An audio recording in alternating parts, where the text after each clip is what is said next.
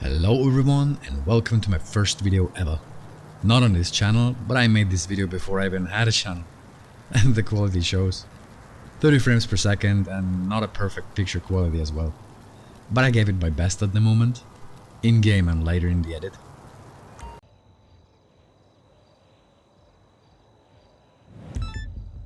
And this video mostly for beginners to adapt quicker to the game and show you how to safely clear the whole place. And I'll be guiding you through it. The whole video will be faster and faster the more crates I collect, as it is not necessary to show each repeating segment in detail over and over again.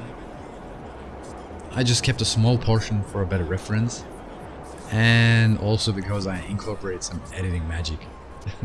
You'll see along the way.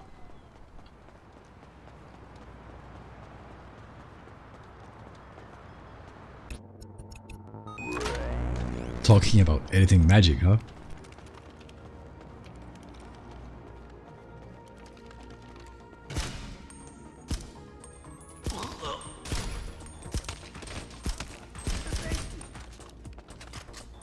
The first thing that's a major help is if you practice precision aiming. And you can shoot them all in 1, 2, maybe 3 shots. Not each time, but a lot of times. Nice to see you too. Alright, this door has something special. You need to input a code, which you don't need to know, the character does it automatically. Once you open that door and you go through it, it closes itself after some time and locks you out from the other side. To prevent that, have a look at this replay.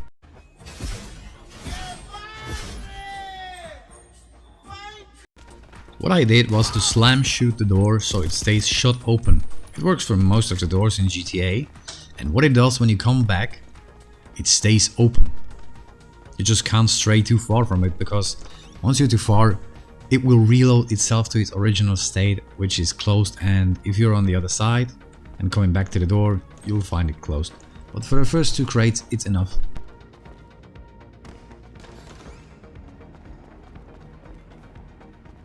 As you can see, I'm using the Mark II for most of my travels, as it can carry around you from point A to point B very fast. And it will offer you a high capable defending power. And when you learn to fly low to the ground like you'll be riding a bike, except this one can fly, and you'll be able to use the whole environment to your advantage as cover, as protection, and basically anything you want to get you where you need to go. And don't get me wrong, I hate that thing. I did not buy it until I was level 200 or something around that time. And back then it was around 2 million, and I knew it would cost more the next week, and I still did not buy it. Until I met a guy who helped me with my heists, and then I accompanied him on his heists. So Ross, if you're hearing this now, I'm sending you my regards. And he was flying that thing 24/7. That was the point where I saw the benefits on my own. But I still wasn't ready to buy it yet, because I still hated it. It was the constant in-game inflation and constant grind that slowly got me to the point where I just wanted to make things easy on me. And then I bought it for 6 millions. And I could have had it for 2. So once you're able to buy it, do it. It will cost you, but it will immensely ease your grind. And don't forget, the Mark II is a tool. It's the person who decides how to use it. Good or bad.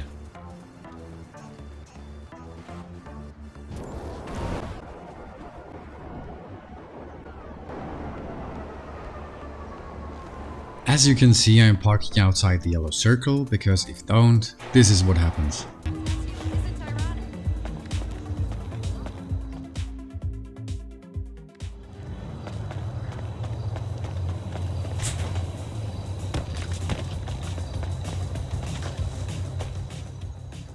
And this happens at other nightclubs as well. So yeah, just park somewhere close and walk the rest.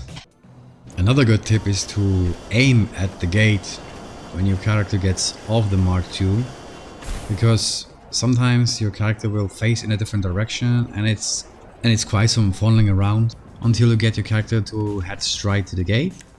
But if you use aim, then the first thing your character will do once he gets off the Mark II is facing the direction you're aiming, which is a massive help.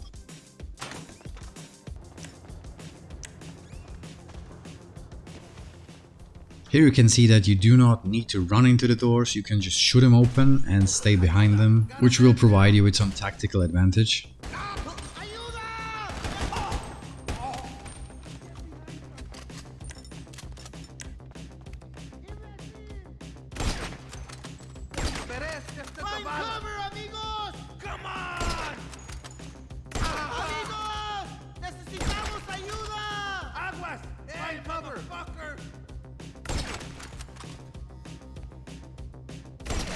Yeah, that was a nice one, I didn't expect.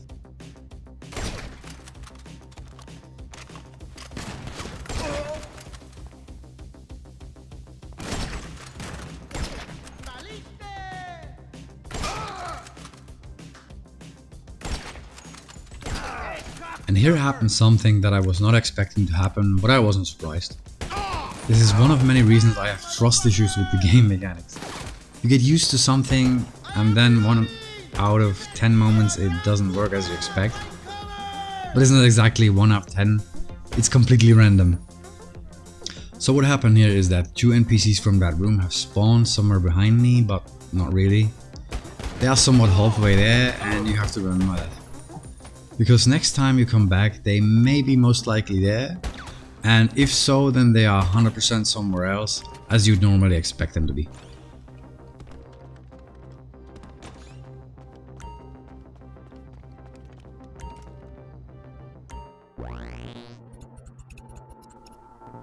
Again, magic edit and the power of a magic menu. Boom, straight to the Mark II.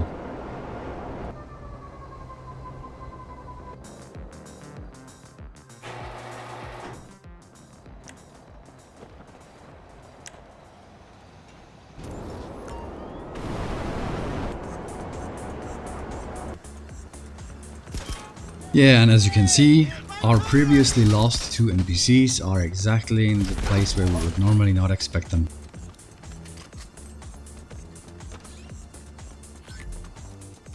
And magic menu again.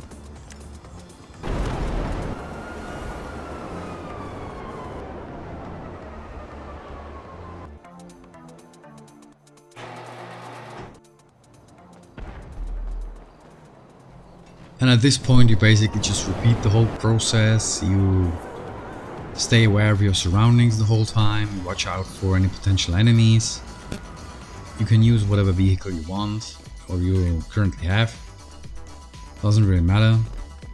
The only thing you cannot use is my magic menu, because that exists only in this video edit. And if you remember how I was talking about being aware of your surroundings, well, this is exactly one of those moments. If you look at the map, you can see it. Except I can fly and he can't.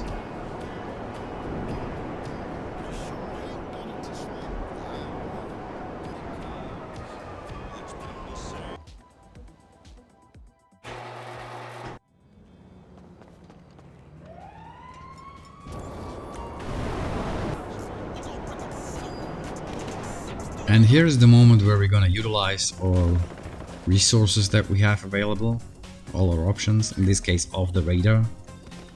Because once we got into the place you can hear gunfight, which is somewhere outside, and we don't want to be a part of it. What's up, pal? Okay, I can deal with it. There, exactly as planned. But it's not a problem, because we have the power of edit.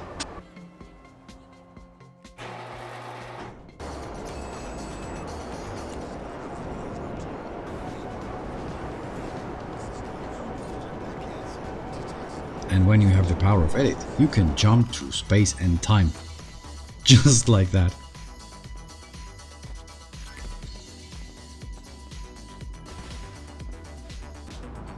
Magic menu again, some random selection of a radio. I can't really decide from because I've heard them all for a million times.